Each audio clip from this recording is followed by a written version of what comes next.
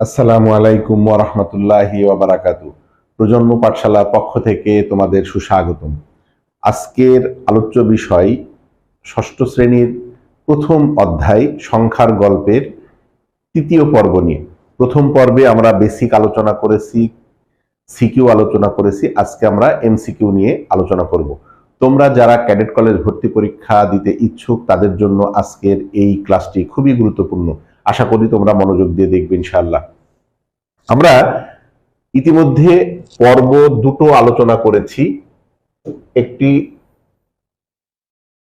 Basic আলোচনা, দ্বিতীয়টি হচ্ছে সিকিউ আলোচনা। আজকে আমরা এই পর্বের এমসিকিউ নিয়ে আলোচনা করব ইনশাআল্লাহ। তো দেখে আসি আমাদের এমসিকিউ গুলা কি আছে। প্রথম এমসিকিউ হচ্ছে 1 নম্বর প্রশ্ন, সেটা বলা আছে যে 10 ভিত্তিক সংখ্যা প্রকাশের রীতিকে কি বলা হয়?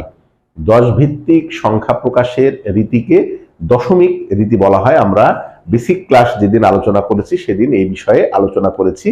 তাহলে আমাদের 1 নং এমসিকিউ এর উত্তর হচ্ছে দশমিক বা 10 গুণোত্তর রীতি, 10 গুণোত্তর প্রণালী ইত্যাদি। দ্বিতীয় নম্বর এমসিকিউ বলছে পাটিগণিতে সংখ্যা প্রকাশের প্রতীক কয়টি? পাটিগণিতে সংখ্যা প্রকাশের প্রতীক কয়টি? আমরা জানি পাটিগণিতে সংখ্যা প্রকাশের প্রতীক মোট 10টি। 10টি কি কি? একটা হচ্ছে 0 থেকে একদম 9 পর্যন্ত। 0 থেকে 9 পর্যন্ত মানে 0, 1, 2, 3, 4, 5, 6, 7, 8, 9 এই 10টি প্রতীক দ্বারা পাটিগণিতের সকল অঙ্ক লেখা হয়।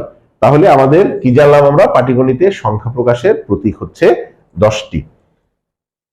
তৃতীয় এমসিকিউ, কোন সার্থক অঙ্ক আলাদাভাবে লিখলে যে সংখ্যা প্রকাশ করে তাকে অঙ্কের কি বলে?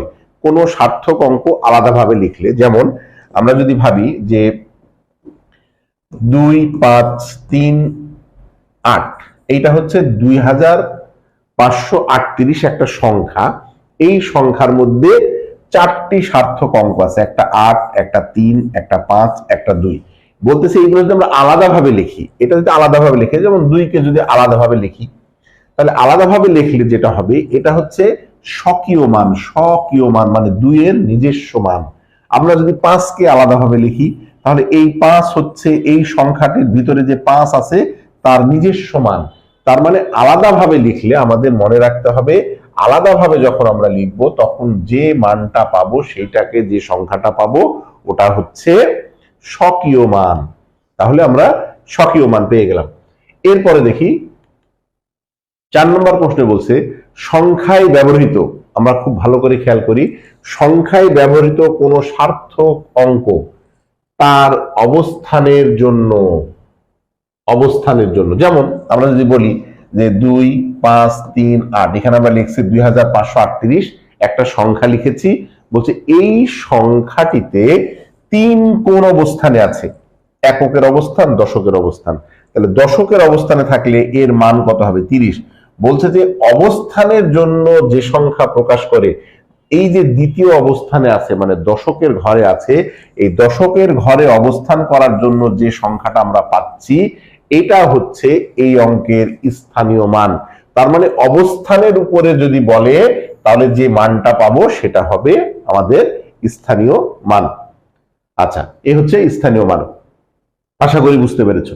এরপরে দেখি 5 নম্বর প্রশ্ন বলছে পাটিগণিতে সংখ্যা প্রকাশের প্রতীকগুলোর মধ্যে স্বাভাবিক সংখ্যা কয়টি? স্বাভাবিক সংখ্যা কয়টি? দেখো আমরা প্রথম প্রশ্নে বললাম যে পাটিগণিতে সংখ্যা প্রকাশের প্রতীক হচ্ছে 10টি, 0 থেকে 9 পর্যন্ত। এই যে 0 থেকে 9 পর্যন্ত এই অঙ্কগুলো আবার 2 ভাগে বিভক্ত। একটা হচ্ছে 0 আর একটা হচ্ছে 1, 2, 3, 4 এই পর্যন্ত 9 পর্যন্ত। তার মানে এইখানে আছে 9টি অঙ্ক আর 0 আলাদা একটি অঙ্ক। আমরা বলেছি যে এই 0কে বলা হয় অভাব জ্ঞাপক অঙ্ক, সহকারী অঙ্ক, সাহায্যকারী অঙ্ক। আরেকটাকে বলা হয়, সেটা হচ্ছে এই অঙ্কগুলোর মধ্যে আমরা যেটা বলবো সেটাকে বলা হবে স্বাভাবিক সংখ্যা। তাহলে 1 থেকে 10 পর্যন্ত যেটাকে বলবো সেটা হচ্ছে স্বাভাবিক সংখ্যা। তাহলে এই স্বাভাবিক সংখ্যা কয়টি? অবশ্যই 1 থেকে 9 পর্যন্ত মানে 9টি। আমাদের হচ্ছে 9টি। পরবর্তী প্রশ্ন বলছে কোন সংখ্যা অঙ্ক দ্বারা লেখাকে কি বলে? অঙ্ক দ্বারা লেখা, যেমন অঙ্কের মধ্যে লেখা আছে 120, এইটাকে যখন আমরা অঙ্ক দ্বারা লিখছি তখন লিখতেছি 120। এই যে আমরা অঙ্ক দ্বারা লিখছি এইটাকে বলা হয় অঙ্কপাতন। অঙ্ক দ্বারা লেখা যখন হয় তখন সেটাকে আমরা বলি অঙ্কপাতন। কোন সংখ্যা অঙ্ক দ্বারা লেখাকে কি বলে? সেটাকে বলা হয় অঙ্কপাতন। এরপরে দেখি সার্থক অঙ্ক কয়টি? কিছুক্ষণ আগে আমি বললাম সার্থক অঙ্ক হচ্ছে মোট 9টি। কত থেকে কত পর্যন্ত? 1 থেকে 9 পর্যন্ত। আর শূন্যকে আমরা বলবো সহকারী অঙ্ক, অভাবব্যাপক অঙ্ক বা সাহায্যকারী অঙ্ক। আচ্ছা, তাহলে আমাদের সার্থক অঙ্ক হচ্ছে 9টি। আমাদের সঠিক উত্তর হচ্ছে 9টি। এরপরে এমসিকিউ 8, নিচের কোনটি অভাবব্যাপক অঙ্ক? আমরা আলোচনা করেই ফেললাম নিচের কোনটি অভাবব্যাপক অঙ্ক। অভাবব্যাপক অঙ্ক হচ্ছে শূন্য। অভাবব্যাপক অঙ্ক শূন্য। এইগুলা ছোট ছোট অবজেক্টিভ প্রশ্ন, বাট বিগত ক্যাডেট কলেজ ভর্তি পরীক্ষায় অসংখ্যবার এসেছে, যার কারণে এই জিনিসগুলো সম্পর্কে আমাদের ধারণা থাকতে হবে। এই শূন্যকে কিন্তু আরেকটি অঙ্ক বলা, সংখ্যা বলা, অঙ্ক বলা হয়, সেটা হচ্ছে নিরপেক্ষ। আমরা একটু খেয়াল করি, নিরপেক্ষ। নিরপেক্ষ নিরপেক্ষ অঙ্ক বলা হয়। তার মানে কয়টা নাম হলো?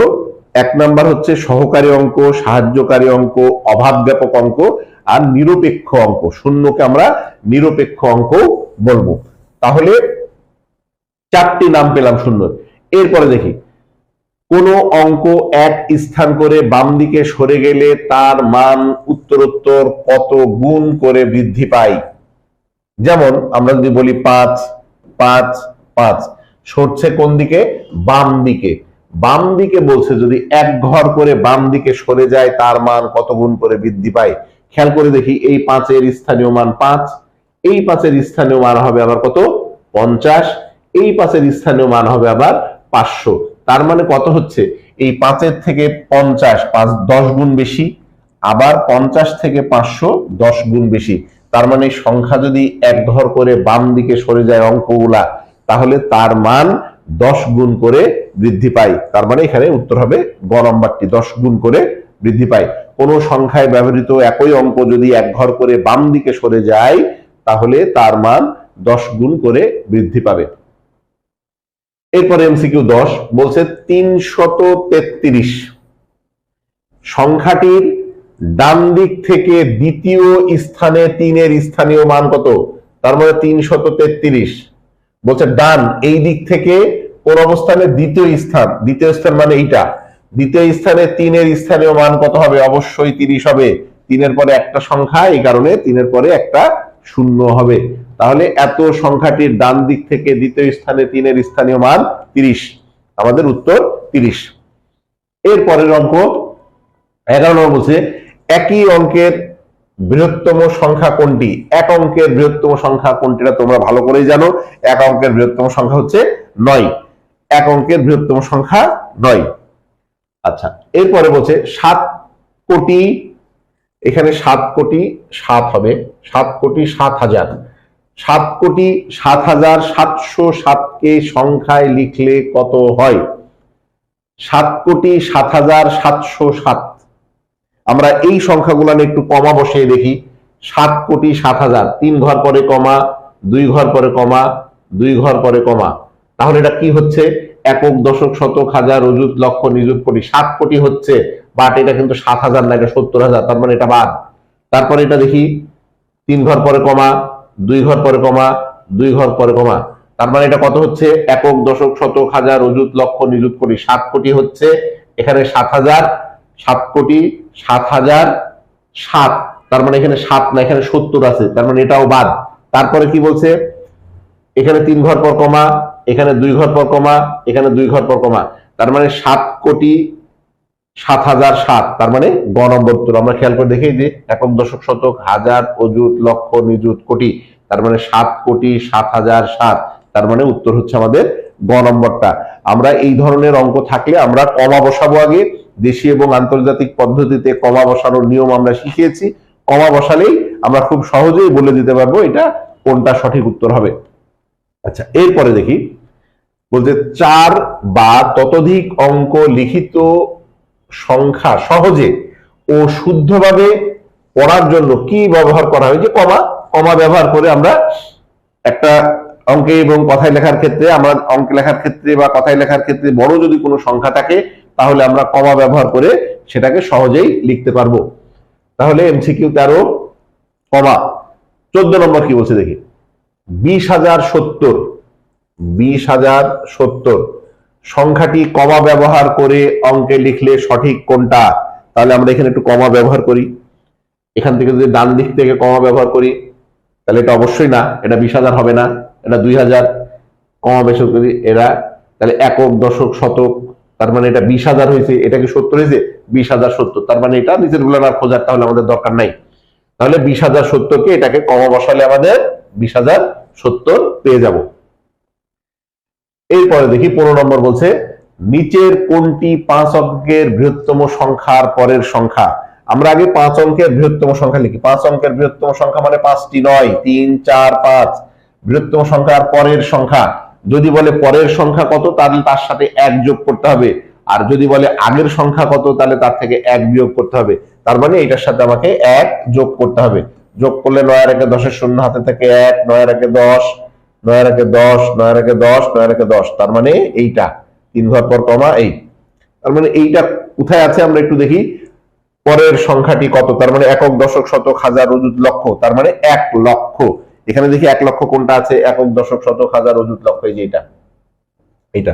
তার মানে পরের সংখ্যা বললে তার সাথে 1 যোগ হবে, আগের সংখ্যা বললে তার থেকে 1 বিয়োগ হবে। তাহলে আমাদের 1 লক্ষ পেয়ে গেলাম। এরপরে 6 অঙ্কের ক্ষুদ্রতম সংখ্যাটির আগের সংখ্যা। এখানে বলছে যে আগের সংখ্যা, আগের সংখ্যা মানে বিয়োগ, কিন্তু প্রশ্নে বলেছে কি 6 অঙ্কের ক্ষুদ্রতম সংখ্যা। তাহলে 1, 2, 3, 4, 5, 6, 6 অঙ্কের ক্ষুদ্রতম সংখ্যার আগের সংখ্যা মানে তোমাকে বিয়োগ করতে হবে। আগের সংখ্যা বিয়োগ করলে এটা 5 অঙ্কের বৃহত্তম সংখ্যা হবে। 5 অঙ্কের বৃহত্তম সংখ্যা মানে এটা কত? এই যে এটা থেকে বিয়োগ করলে এটা 5 অঙ্কের বৃহত্তম সংখ্যা পাওয়া যাবে। তাহলে এটার উত্তরটা দেখে আসি। এই যে 5 অঙ্কের বৃহত্তম সংখ্যা। খালি এইটা মনে রাখতে হবে আমাকে যে যদি বলে পরের সংখ্যা তাহলে তার সাথে 1 যোগ, যদি বলে আগের সংখ্যা তাহলে তার থেকে 1 বিয়োগ। আচ্ছা, এরপরে দেখি 17 নম্বর বলছে কি যে বড় থেকে ছোট ক্রমানুসারে অঙ্কপাতন করলে কোন ধরনের সংখ্যা পাওয়া যাবে? যেমন অঙ্কপাতনে যদি তুমি বড় থেকে ছোট এরকম করতে থাকো মানে বড় থেকে ছোট, তার মানে যেটা পাবা সেটা হচ্ছে বৃহত্তম সংখ্যা হবে অবশ্যই। বড় থেকে ছোট হলে বৃহত্তম হবে এবং ছোট থেকে বড় হলে সেটা ক্ষুদ্রতম হবে। তাহলে এখানে প্রশ্নে যেহেতু বলছে বড় থেকে ছোট ক্রমানুসারে অঙ্কপাতন করলে কোন ধরনের সংখ্যা পাওয়া যাবে? অবশ্যই বৃহত্তম সংখ্যা পাওয়া যাবে। 17 নম্বর এমসিকিউ শেষ। এবার আমরা 18 নম্বর এমসিকিউ দেখি। বলছে অঙ্কপাতনের যে কোনো অবস্থানে 9 এর স্থানীয় মান কত? 9 অঙ্কপাতনের সবচেয়ে বড় সংখ্যা হচ্ছে 9, 1 থেকে 9 পর্যন্ত। তাহলে 9 এর সবচেয়ে যেহেতু বড় সংখ্যা অঙ্ক এটা, তাহলে অঙ্কপাতনের 9 এর স্থানীয় মান অবশ্যই বৃহত্তর হবে, সবচেয়ে বড় হবে। 9 এর স্থানীয় মান বৃহত্তম। পরের প্রশ্ন, নিযুতের ঘরে 2, খেয়াল করে দেখি, নিযুতের ঘরে 2, লক্ষের ঘরে 5 থাকলে কত পড়া হয়? আচ্ছা, আমরা একটু খেয়াল করি। নিযুতের ঘরে 2, লক্ষের ঘরে 5, তাহলে একক, দশক, শতক, হাজার, অযুত, লক্ষ, নিযুত, আমরা নিযুত পর্যন্তই নিলাম। নিযুতের ঘরে 2, এখানে দিলাম 2, আর বলছে যে লক্ষের ঘরে 5, একক, দশক, শতক, হাজার, অযুত, লক্ষ, লক্ষর ঘরে 5 থাকলে কত পড়া হয়? তাহলে এই দুইটা দিয়ে দিলাম, বাকিগুলা শূন্য দিয়ে দিলাম। এখন 3 ঘর পরে কমা বসাই, 3 ঘর পর, তারপর 2 ঘর পর কমা বসানোর পর আমরা যেটা পাচ্ছি সেটা কত হচ্ছে? একক, দশক, শতক, হাজার, অযুত, লক্ষ, তার মানে 25 লক্ষ হচ্ছে। 25 লক্ষ উত্তর আছে তো, এই যে 25 লক্ষ। তার মানে নিযুতের ঘরে 2 আর লক্ষের ঘরে 5 থাকলে যেটা পড়া হবে পরবর্তীগুলো শূন্য, সেটা হলো 25 লক্ষ। এই হচ্ছে 25 লক্ষ। 20 নম্বর এমসিকিউ বলছে এত অঙ্কগুলো দ্বারা গঠিত 5 অঙ্কের ক্ষুদ্রতম সংখ্যা কোনটি? তাহলে এই যে এই অঙ্কগুলো আছে, এই অঙ্কগুলো দ্বারা গঠিত 5 অঙ্কের ক্ষুদ্রতম সংখ্যা আমাদের যদি আমরা আগে শূন্য লিখি তাহলে হবে না, কারণ শূন্য লিখলে ওইটা 5 অঙ্কের আর থাকবে না, ওইটা তখন 4 অঙ্কের হয়ে যাবে।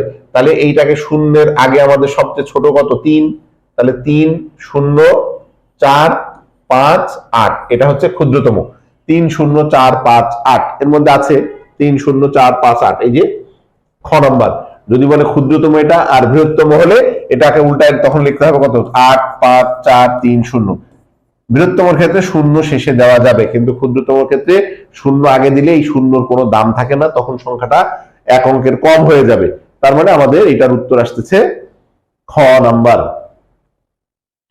পরবর্তী প্রশ্ন 21 নং এমসিকিউ আমরা একটু আলোচনা করি। বলছে 3 অঙ্কের ক্ষুদ্রতম সংখ্যার আগের সংখ্যাটি কত? আগের মতোই, 3 অঙ্কের ক্ষুদ্রতম সংখ্যা মানে কত? 100। এইটার আগের সংখ্যা 100, আগের সংখ্যা মানে 1 কম 99।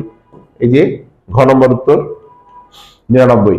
এগুলো সহজ প্রশ্ন, 3 অঙ্কের ক্ষুদ্রতম সংখ্যার আগের বা পরের আমরা আলোচনা করে ফেললাম। এরপরে দেখি কি বলছে।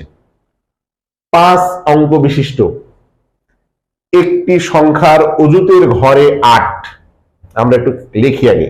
অজুতের ঘরে যদি আমরা 8 বসাই, একক, দশক, শতক, হাজার, অজুত, অজুত পর্যন্ত নিলাম। অজুতের ঘরে 8, একক, দশক, শতক, হাজার, অজুত, এখানে আমরা 8 দিয়ে দিলাম। ওকে, তারপরে বলছে ও হাজারের ঘরে কত? বলছে হাজারের ঘরে 5, একক, দশক, শতক, হাজার, হাজারের ঘরে 5 বসালাম। এবং অবশিষ্ট অঙ্কগুলো শূন্য থাকলে, তাহলে অবশিষ্ট অঙ্কগুলোতে তুমি শূন্য বসাই দাও। শূন্য বসাই দিলে কত হচ্ছে? 85,000। শূন্য হলে কিভাবে পড়তে হবে? 85,000, এই যে 85,000। তার মানে প্রশ্নটা অনেক বড়, কিন্তু উত্তরটা কিন্তু সহজ। আমাদেরকে বুঝে বুঝে এমসিকিউ অ্যান্সার করতে হবে। তাহলে 85,000 এটার উত্তর পেয়ে গেলাম। এরপরে এত সংখ্যাটিকে কমা বসিয়ে লিখলে কোনটি হবে? দেখো, আমরা যদি এটাকে কমা বসাই, আমাদের কমা বসানোর নিয়ম তো আমরা জানি। এইখানে আগে আমরা দেখি কমা বসানো কিভাবে আছে। 1 ঘর পর কমা, এটা হবে না কখনোই। 2 ঘর পর কমা, 2 ঘর পর কমা কোনোটাতেই নাই। এটাই ওটাই নাই। এই যে 3 ঘর 2 ঘর 2 ঘর, তার মানে এখানে ঘ নম্বর হবে। আমরা যদি কমা বসাই তাহলে এখানে 3 ঘর পর কমা, 2 ঘর পর কমা, আবার 2 ঘর পর কমা। আর যদি আন্তর্জাতিক পদ্ধতি হয়, এখানে যেহেতু কোনো পদ্ধতির কথাই বলা নাই, আমরা এখানে চেক করে দেখব যে আন্তর্জাতিক না দেশীয় পদ্ধতি কোন নিয়মে আছে। তাহলে এখানে আমরা স্পষ্ট দেখতে পাচ্ছি কি যে দেশীয় পদ্ধতিতে কমা বসানো আছে। তাহলে এটার উত্তর হবে কত? ঘ নম্বর। এরপরে 24 নম্বর বলছে 11,13,05,03 কে অঙ্কে লিখলে কত হয়? 11,13,00,000। এখানে আমরা একটু খেয়াল করে দেখি। 3 ঘর পর কমা, 2 ঘর পর কমা, 2 ঘর পর কমা, 3 ঘর পর কমা, তার মানে এটা 11-র কোনো সুযোগই নাই, তার মানে এটা বাদ। 3 ঘর পর কমা, 2 ঘর পর কমা, আবার 2 ঘর পর কমা, এটাও 11 কোটি হওয়ার কোনো সম্ভাবনা নাই। এটা দেখি 3 ঘর পর কমা, 2 ঘর পর কমা, 2 ঘর পর কমা, এটা হতে পারে। তাহলে আমাদের বলছে কি 11,13,00,000। দেখো, একক, দশক, শতক, হাজার, অযুত, লক্ষ, নিযুত, কোটি। 11,13,05,03, 11,13,05,03, তার মানে এটাই উত্তর হবে 11,13,05,03। খেয়াল করে দেখি 11,13,05,03। এই জাতীয় অঙ্কগুলা শুধুমাত্র তুমি যদি কমা বসানোর নিয়মটা সঠিকভাবে জানো, তাহলে যত বড়ই অঙ্কে এবং কথায় লেখা থাক না কেন তুমি সেটার অ্যান্সার করতে পারবা। আমরা পর্ব 1-এ কমা বসানোর খুব নিয়মগুলা সুন্দরভাবে দেখেছি, ওটা তোমরা দেখে নিবা। আচ্ছা, এরপরে 25 নম্বর 1 বিলিয়নে কত লক্ষ? আমরা জানি 1 মিলিয়ন সমান 10 লক্ষ। এরকম আমরা একটা জিনিস বলেছিলাম যে এই দুইটা জিনিস কিভাবে হয়েছিল আমরা তোমাদেরকে আলোচনা করেছিলাম। 1 মিলিয়ন সমান 10 লক্ষ, আর একটা বলেছিলাম 1 বিলিয়ন সমান 100 কোটি। 1 বিলিয়ন এইটা সমান হচ্ছে 100 কোটি। এইটা কিভাবে হয় আমরা পর্ব 1-এ আলোচনা করেছি। তাহলে আমাদের এখানে 1 মিলিয়ন সমান কত লক্ষ? 10 লক্ষ। ক নম্বর প্রশ্নের উত্তর 1 মিলিয়ন সমান 10 লক্ষ। এরপরেরটা আছে 1 বিলিয়নে কত কোটি? এই যে কিছুক্ষণ আগেই বললাম 1 বিলিয়ন সমান কত কোটি? 100 কোটি। এই যে 100 কোটি উত্তর আছে, 1 বিলিয়ন সমান 100 কোটি। আচ্ছা, এখন এই মিলিয়ন এবং বিলিয়ন নিয়ে যদি তোমার কম বেশি করে হিসাব করে অঙ্ক আসে, তাহলে সেইটা তোমাকে খুব সহজেই সুন্দরভাবে বের করতে হবে, এবং ওইটা যদি জানতে পারো তাহলে তুমি এমসিকিউ সহজে উত্তর বের করতে পারবা। এই যে যেমন বলছে 200 কোটিতে কত বিলিয়ন? বলছে 200 কোটিতে কত বিলিয়ন? আমরা জানি কি 1 বিলিয়ন সমান 100 কোটি। এখানে বলছে যে কত বিলিয়ন, তাহলে আমরা বিলিয়নটা পরে দিব। আমরা যদি বিলিয়ন পরে দিই তাহলে কি হবে? 100 কোটি 100 কোটি সমান 1 বিলিয়ন। 100 কোটি সমান 1 বিলিয়ন। তাহলে আমরা রৈখিক নিয়মের মতো করে আমি একটু ভেঙে ভেঙে করে দিই। তাহলে 1 কোটি সমান হবে কত? 1/100 বিলিয়ন। প্রশ্নে বলছে যে 2000 কোটিতে কত বিলিয়ন? তাহলে আমরা এখানে লিখি, তাহলে 2000 কোটি, 2000 কোটিতে হবে কত? 1 ইন্টু উপরে হবে 2000, উপরে 2000, নিচে হবে 100। তার মানে তোমাকে যখন কোটি থেকে বিলিয়ন বের করতে বলবে তখন তুমি চোখ বন্ধ করে 100 দিয়ে ভাগ করে দিবা। 100 দিয়ে ভাগ করে দিলে এখানে আমাদের এটা কাটা যাবে, শূন্য শূন্য যদি আমরা কেটে দিই তাহলে উপরে কত হবে? 2, এই হচ্ছে 20। তার মানে হচ্ছে আমাদের 20 বিলিয়ন উত্তর হবে। আমরা উত্তরটা দেখে আসি, এই যে 20 বিলিয়ন। আশা করি এই ধরনের অঙ্কই আসবে, এই ধরনের অঙ্ক আসলে তোমরা পারবা। আচ্ছা, এরপরে দেখি, এই যে 800 কোটিতে কত বিলিয়ন? আমরা বললাম কি কিছুক্ষণ আগে, কোটি থেকে যদি তোমাকে বিলিয়ন বের করতে বলে তাহলে তুমি 100 দিয়ে ভাগ করে দিবা। তার মানে এখানে 800 কে তুমি যদি 100 দিয়ে ভাগ করে দাও তাহলে তোমার শূন্য শূন্য কাটা যাবে, শূন্য শূন্য কাটা যাবে, তার মানে উত্তর হবে 8। তার মানে 8 বিলিয়ন, এখানে উত্তর আছে খ নম্বর, 8 বিলিয়ন। 8 বিলিয়ন, আশা করি তুমি বুঝতে পারছো। আচ্ছা, এরপরে দেখি, বলছে যে 11 মিলিয়নে সর্বডানে অবস্থিত একের স্থানীয় মান দেশীয় রীতিতে কত লক্ষ? আমরা কি 11 মিলিয়নটাকে একটু লিখে আসি, একটু খেয়াল করি। একক, দশক, শতক, তারপরে হাজারের ঘরে 3টা, তারপরে মিলিয়নের ঘরে ছিল 3টা। আমরা বিলিয়ন পর্যন্ত যাবই না, কারণ এখানে প্রশ্নে মিলিয়ন পর্যন্ত বলছে। 11 মিলিয়ন, তার মানে একক, দশক, শতক, এই 3টা হাজার, আর এইটা হচ্ছে 11 মিলিয়ন। এইখান থেকে শুরু হবে 11 মিলিয়ন, আর বাকিগুলা যদি তুমি শূন্য দাও, তুমি এখন কমা বসিয়ে দেখো যে 11 মিলিয়ন হচ্ছে কিনা। এই 3 ঘর পরমা, 3 ঘর পরমা, একক, দশক, শতক, হাজার, তারপরে এই হচ্ছে মিলিয়ন। তাহলে আমাদের হচ্ছে, সরি, একক, দশক, শতক, এই 3টা, আর এই 3টা হচ্ছে হাজার, আর এই 3টা হচ্ছে মিলিয়ন। তাহলে এখান থেকে অবশ্যই আমাদের 11 মিলিয়ন হচ্ছে। বলছে 11 মিলিয়নে সর্বডানে অবস্থিত একের স্থানীয় মান। সর্বডানে মানে কি? এইটা এক, এইটা তখন বাদ। সর্বডানে অবস্থিত একের স্থানীয় মান দেশীয় রীতিতে কত লক্ষ?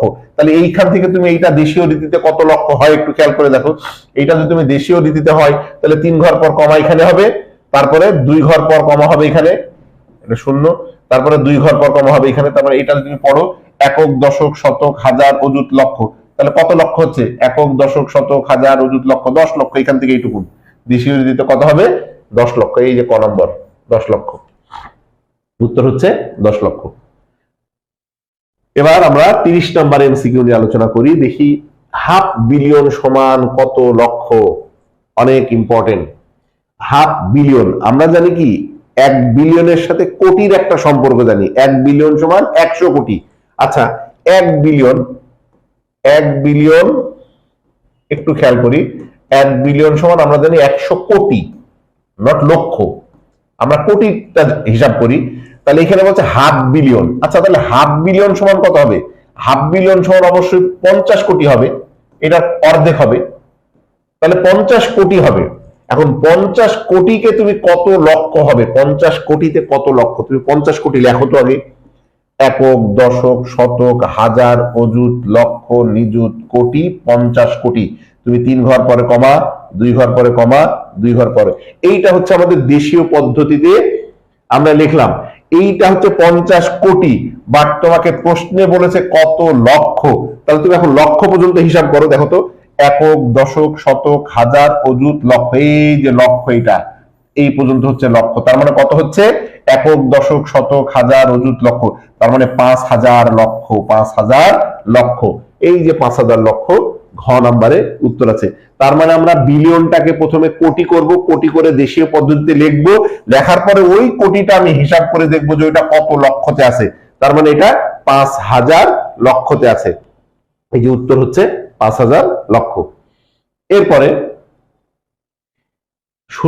5কে 0 দ্বারা ভাগ করলে কত হয়? এই জাতীয় জিনিসগুলা খুবই গুরুত্বপূর্ণ, আমরা একটু দেখিনি আগে।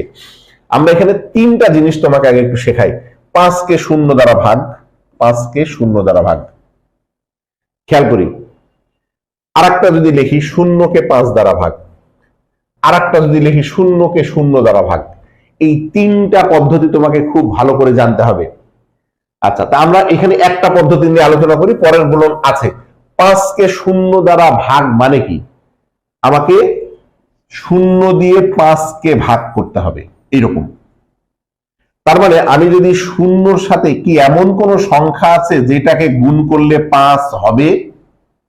অসম্ভব, এটা হবে না তো। কারণ 0-কে তুমি যে সংখ্যা দ্বারাই গুণ করো না কেন, এইটা কখনোই 5 হবে না। যার কারণে এই ধরনের উত্তর মানে যখনই সামথিং বাই 0 মানে হরে 0 হবে, এইটা হচ্ছে অসংজ্ঞায়িত হবে, এইটার মান অসংজ্ঞায়িত। এইটা নির্ণয় মানে 0 নিচে হলেই এটা অসংজ্ঞায়িত হবে। এরপরে আসো, 0-কে যদি আমরা 10 দিয়ে ভাগ করি, এবার হচ্ছে উপরে 0 আর নিচে 10, এইটা মানে কি? তোমাকে 10 দিয়ে 0-কে ভাগ করতে হবে। তো আমরা একটু দেখি, আমরা যদি 10 দিয়ে 0-কে ভাগ করি, ভাগ করা যাবে তো? 10-এর সাথে 0 গুণ করলে, 10-এর সাথে 0 গুণ করলে তো 0 হয়, তার মানে উত্তর এখানে 0 হবে। এখানে ভাগ করা যাবে। আগেরটা কি ছিল? আগেরটা ছিল তুমি 0 দিয়ে যখন 5-কে ভাগ করতে যাচ্ছিলা, 0-র সাথে যাই গুণ করো না কেন এখানে তো 0 হয়ে যাবে, এই 5 কখনোই হবে না, তখন হচ্ছে ওটা অসংজ্ঞায়িত হবে। আর এইটা যেহেতু ভাগ করা যাচ্ছে, তাহলে এইটার উত্তর হবে 0, এটার উত্তর হবে 0। আচ্ছা, এখন খেয়াল করে দেখি পরেরটা কি বলছে। এই যে 0-কে যখন আমরা 0 দ্বারা ভাগ করব, 0-কে 0 দ্বারা ভাগ করব, এটা কখনোই নির্ণয় করা যাবে না, অনির্ণয় হবে। তার মানে আমরা এখানে 3টা জিনিস শিখলাম। এই 3টা জিনিস খুবই গুরুত্বপূর্ণ। আবারও বলি, সেটা হচ্ছে যখন কোনো সংখ্যাকে তুমি 0 দিয়ে ভাগ করবা, এইটার উত্তর হবে অনির্ণেয়, অনির্ণেয়। আর যখন তুমি 0 দিয়ে কোনো সংখ্যাকে ভাগ করবা, তখন এটার উত্তর হবে, সরি, এটা হবে অসংজ্ঞায়িত, অসংজ্ঞায়িত, এইটা হবে 0। আর যখন তুমি 0-কে 0 দিয়ে ভাগ করবা, এটা হবে অনির্ণেয়। এই 3টা জিনিস ভালো করে তোমাকে খেয়াল রাখতে হবে। নিচে 0 হলে অসংজ্ঞায়িত, 0-কে 5 যে কোনো সংখ্যা দিয়ে ভাগ করলে সেটার মান 0, আর 0-কে 0 দিয়ে ভাগ করলে অনির্ণেয়। আচ্ছা, এরপরে দেখি, এই যে দশমিক সংখ্যা পদ্ধতি আবিষ্কার করেন কে? আর্যভট্ট। তোমাদের পাঠ্য বইয়ের প্রথম লাইনের দিকেই লেখা আছে। তাহলে দশমিক পদ্ধতি বা সংখ্যা পদ্ধতি মূলত আবিষ্কার করেন গণিত শাস্ত্রবিদ আর্যভট্ট। এরপরে 3 ক্রমের ম্যাজিক সংখ্যা কত? এইটা তোমাদের বইয়ে এক জায়গায় একটু আলোচনা করা আছে, যার কারণে এই প্রশ্নটা আমি দিয়েছি। 3 ক্রমের ম্যাজিক সংখ্যা মানে হচ্ছে, তুমি যদি একটা 3 ক্রমের সংখ্যা আঁকো, এরকম যদি চারিদিকে 3টা করে ঘর থাকে, ম্যাজিক সংখ্যা মানে হচ্ছে এর মধ্যে 1 থেকে 9 পর্যন্ত অঙ্কগুলি তুমি যেভাবেই বসাও না কেন, প্রত্যেকটা জায়গাতেই যোগফল একই হবে। তো এইটা নিয়ে আমরা আবার পরবর্তীতে একটু আলোচনা করব, প্যাটার্ন নিয়ে যখন আলোচনা করব তখন। কিন্তু এইখানে যোগফলগুলা কেমন হবে? 2, 4, 6, 8, এখানে হচ্ছে 5। আমরা যদি বাকিগুলো একটু খেয়াল করে দেখি, এখানে কত হচ্ছে? 6 আর 4 10 আর 5 15, 8 আর 2 10 আর 5 15। তাহলে এখন হিসাব করে দেখি, 4 আর 2 6, 6 আর 9 15, এখানে 6 আর 2 8, 8 আর 7 15, 8 আর 6 14 আর 1 15, আর এখানে 8 আর 4 12 আর 3 15। মানে 3 ক্রমে তুমি এই যে আমি যেটা করে দিলাম, এইটা যদি, এটা নিয়ে আমরা আবার বিস্তারিত আলোচনা করব পরের ক্লাসগুলোই। তাহলে এইটাকে যদি তুমি আলোচনা যোগ করো, দেখো এইদিকে যোগ করো, 8 9 13 15, এদিকে যোগ করো, 7 আর 2 9, 9 আর 6 15, 8 আর 1 9, 9 আর 6 15, 8 আর 3 11 আর 4 15। এবার তুমি এইদিকে গুণ করো, যোগ করো, 9 আর 1 10 আর 5 15, এইদিকে যোগ করো, 8 আর 3 11 আর 4 15। মানে তুমি যে দিক দিয়েই এই সংখ্যাগুলা যোগ করো না কোনো, এইটার যে ম্যাজিক সংখ্যাটা সেটা হবে 15। এটা 3 ক্রম আছে, 4 ক্রম আছে, 5 ক্রম আছে, এটার জন্য সূত্র আছে, আমরা এটা পরবর্তীতে আলোচনা করবো ইনশাল্লাহ। তার মানে 3 ক্রমের ম্যাজিক যদি হয়, 3 ক্রমের ম্যাজিক সংখ্যা যদি হয়, 3 ক্রমের ম্যাজিক সংখ্যার ম্যাজিক সংখ্যাটি হবে 15। এই হচ্ছে 15। এই যে আমরা 35 পর্যন্ত আজকে এমসিকিউ আলোচনা করলাম, অনেকগুলো এমসিকিউ আলোচনা করেছি এই অধ্যায়ে। বেসিক্যালি এই জাতীয় এমসিকিউ বিভিন্ন পরীক্ষায় এসে থাকে। আর তোমরা যারা ক্যাডেট কলেজে পরীক্ষা দিবা অবশ্যই এই ধরনের এমসিকিউ গুলো একটু ভালোভাবে প্র্যাকটিস করবা ইনশাল্লাহ। তো আজকে এ পর্যন্তই। সবাই ভালো থাকবে, সুস্থ থাকবে এই প্রত্যাশায়। আল্লাহ হাফেজ।